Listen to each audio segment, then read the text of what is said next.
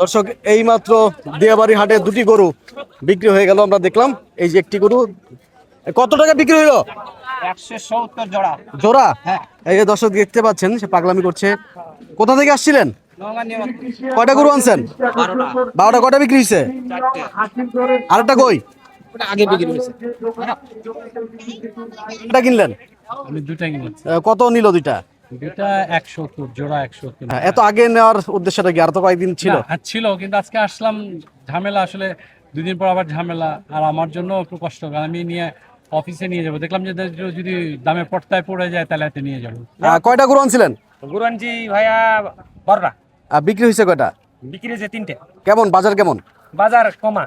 কমা না? হ্যাঁ। কেন কমা হওয়ার কারণ কি? এখন ধরলেন ভাইয়া আমাদের দেখলে গরু তো আমাদের এই এলাকাতে ধরলেন 100 বিক্রি। আচ্ছা আর এখানে বিক্রি করলাম হলে 85,000 দিয়ে। আচ্ছা। জোড়া গরু দুটি বিক্রি হয়ে গেল 1,70,000-এ।